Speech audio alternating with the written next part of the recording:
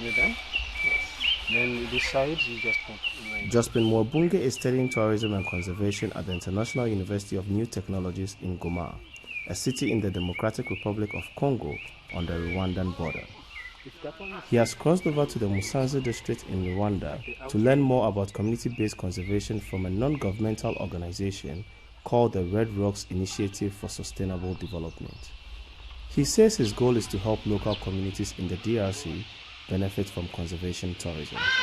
I'm learning here just to try to copy the things, how they are doing here, and do what they made here, copy it in Congo, in my country. The DRC and Rwanda, together with Uganda, share the Virunga Mountains, a chain of 8 volcanoes that are home to just over half of the world's remaining mountain gorillas. On the DRC side of the mountains, Virunga National Park has not been accessible for at least 9 months due to activities of rebel groups in the region. According to the African Wildlife Foundation, the park's volcanic mountain ranges and endemic species placed it on the UNESCO's World Heritage List in 1979. But political insecurity, poaching and resource extraction have degraded the park to World Heritage in danger status, where the park has remained since 1994.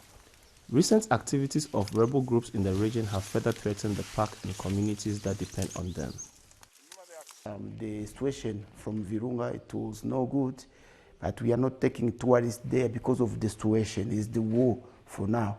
Maybe when the peace will be coming again, then we'll be trying to send the people there.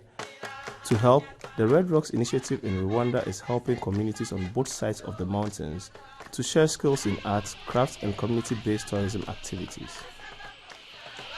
Having the national park being shared between the 3 countries, I always see it as an important thing because gorillas, they don't know the borders.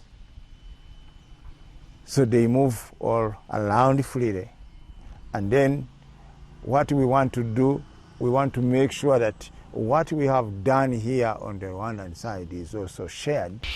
He says the project targets vulnerable women and youth from both Rwanda and Congo by helping them create alternative income through sustainable projects and tourism initiatives. They don't know why do people go to see the mountain gorillas and pay that much money to go and see them. Because, and they wanted to get direct. So I always see that the more community-based organizations or products that you develop outside of any protected areas that can benefit the locals, it's going to be a part of the protection of the conservation. Staff says locals from both sides are taking part in the initiative.